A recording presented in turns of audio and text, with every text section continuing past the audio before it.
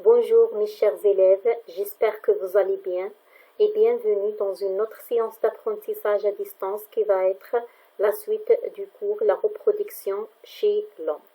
Et cette fois-ci, on va parler de la fécondation et le devenir de la cellule. Donc, on commence par la fécondation, grand 3 de la fécondation à la nidation. D'abord, on va voir le trajet des spermatozoïdes et de l'ovule dans les voies génitales femelles. Alors, nous avons un document animé qui représente bien sûr l'appareil génital femelle. Donc, comme vous voyez ici, on a le vagin, le col de l'utérus, on a ici l'utérus et nous avons les trempes de Fallope ou bien les oviductes et nous avons bien sûr les deux ovaires, d'accord?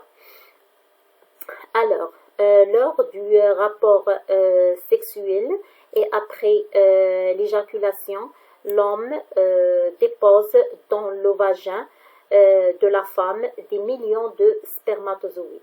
Donc, les spermatozoïdes se déplacent grâce à leur flagelle en traversant un long chemin.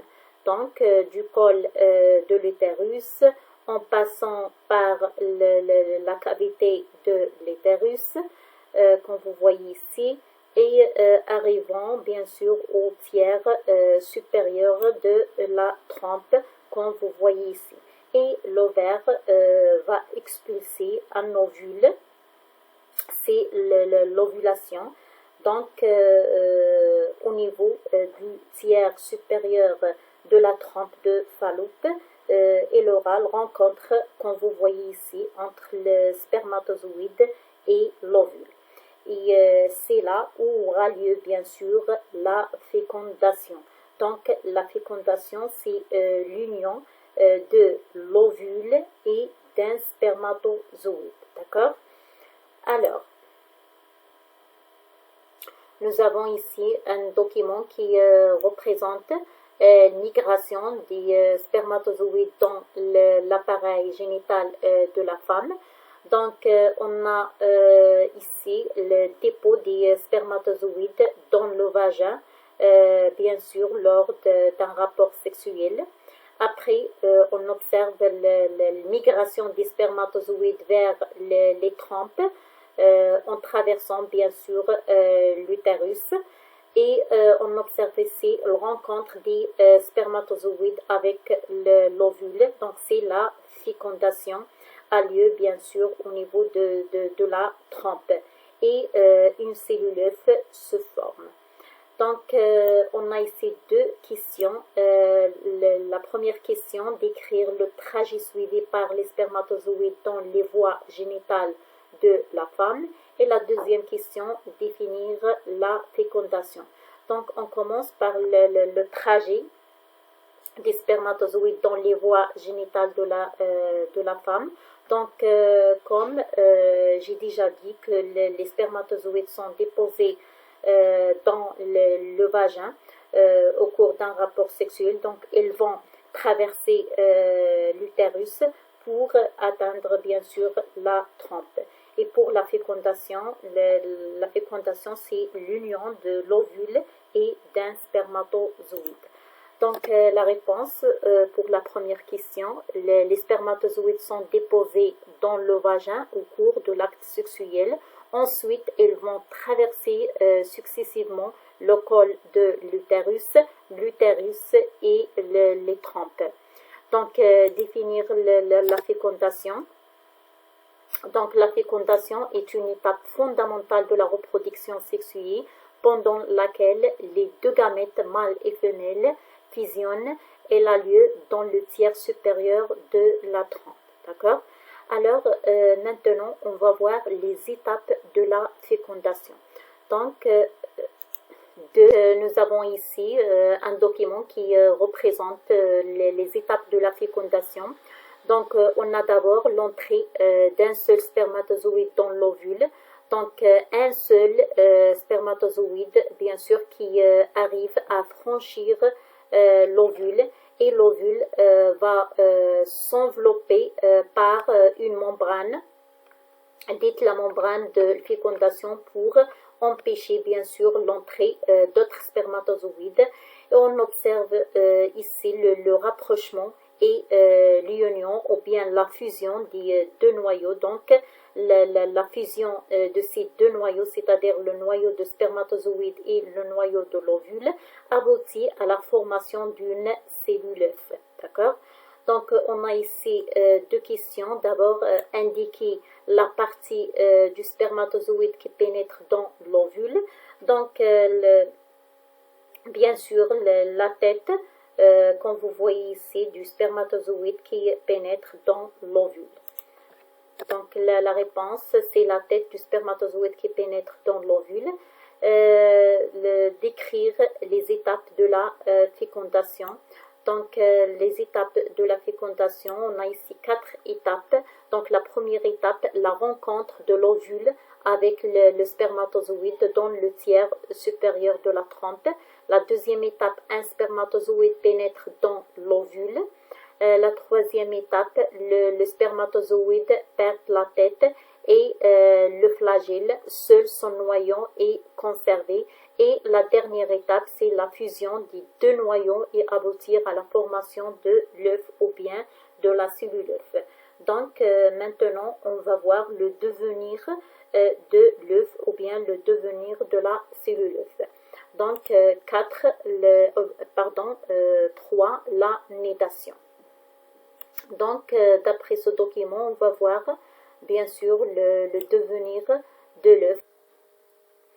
Alors, après la fécondation, il y a la formation de la cellule œuf.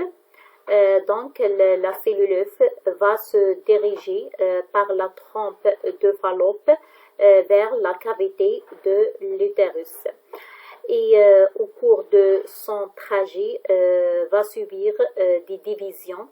Donc, vous voyez ici stade de 2 cellules, c'est-à-dire que la cellule œuf se divise en 2 cellules. Et on a ici stade de 4 cellules. Et ici, on a stade de 8 cellules. Et après plusieurs divisions, on obtient une masse cellulaire appelée morula. Donc, celle-ci se creuse d'une cavité et donne un blastocyste. Et durant cette période, l'embryon reste à l'état libre. C'est vers le 6e jour que le blastocyste se fixe et s'implante, comme vous voyez ici, au niveau de la muqueuse utérine. Donc, l'embryon entre en contact avec les vaisseaux sanguins de la mère, c'est la nidation. Donc, vous voyez ici, on a la nidation. Donc, la nidation, c'est l'implantation de l'embryon dans la muqueuse utérine, d'accord? Et dans ce cas, la couche superficielle de la paroi utérine ou bien la muqueuse utérine n'est pas éliminée, donc les règles ne se produisent pas. C'est un des premiers signes de la grossesse, d'accord? Donc on a ici des questions. D'abord, où se fait la fécondation? Donc j'ai déjà dit que la fécondation se déroule dans le tiers supérieur de la trompe. Donc la réponse, la fécondation se fait dans le tiers supérieur de la trompe. Expliquer la nidation, donc bien sûr la nidation et la fixation, comme vous voyez ici, la fixation de l'embryon dans la paroi utérine ou bien dans la muqueuse utérine, d'accord? Donc la nidation et la fixation de l'embryon dans la paroi utérine. La dernière question, montrer qu'il y a une relation logique entre la nidation, c'est-à-dire la fixation de l'embryon, et l'absence des règles en cas de grossesse. Donc, on a déjà vu dans la séance précédente que durant le cycle, la muqueuse, bien sûr la muqueuse utérine, prépare ou bien se prépare pour recevoir l'œuf fécondé, oui ou non. Donc, s'il y a le grossisse, l'embryon, bien sûr, se fixe à cette muqueuse préparée, donc pas de règles. Mais s'il n'y a pas le grossisse à la fin du cycle, donc la muqueuse est détruite, donc il y a l'apparition des règles, d'accord? Donc, la réponse, durant le cycle sexuel, la paroi de l'utérus s'épaissit et s'enrichit en vaisseau sanguin. Donc, ces changements se font pour mettre la nidation en cas de grossesse. Donc, s'il y a une grossesse, l'embryon se fixe à cette paroi utérine préparée. Donc, il n'y a pas donc une destruction de cette paroi, donc pas de règles. Mais s'il n'y a pas le grossesse à la fin du cycle, la paroi utérine est détruite, donc il y a l'apparition des règles. D'accord? Donc maintenant, on va voir les étapes de développement de l'embryon depuis la fécondation jusqu'à la nidation. Donc après la fécondation, on a la formation de la cellule œuf. Donc, à 36 heures, se divise, ou bien cette cellule se divise en 2 cellules. À 48 heures, se divise en 4 cellules. Et à 3 jours, se divise en 8 cellules. Et à 4 jours, en plusieurs cellules. Donc, c'est ce qu'on appelle la morula. Et à 5 jours, la morula va se transformer en blastocyste. Donc, qui se caractérise par une cavité intérieure, comme vous voyez ici, délimitée par des cellules, d'accord? Donc, décrire les transformations de l'embryon, de la fécondation à 5 jours. Donc, bien sûr, à la fécondation, on a une cellule œuf. Donc, à 36 heures, on a que cette cellule se divise en 2 cellules. À 48 heures, en 4 cellules, et à 3 jours, en 8 cellules, comme vous voyez ici. Et à 4 jours, plusieurs cellules, donc c'est ce qu'on appelle la morula. Et à 5 jours, on a le blastocyste, donc un bouton embryonnaire central ici. Et les cellules périphériques destinées à assurer la nutrition de l'embryon. D'accord. Maintenant, on passe au bilan des activités. Donc, on appelle la fécondation la fusion des 2 noyaux, mâle et femelle, qui aboutit à la formation d'une cellule œuf. Humaine, la fécondation est interne, car elle a lieu dans l'appareil génital féminin au niveau de la trompe. Donc, l'œuf ainsi formé subit des divisions cellulaires dans la cavité utérine et se termine par l'implantation au niveau de la muqueuse utérine. On parle de stade de blastocyste. Alors, on a terminé cette partie du corps et à la semaine prochaine, Inch'Allah, on va voir la grossesse, l'accouchement et l'allaitement.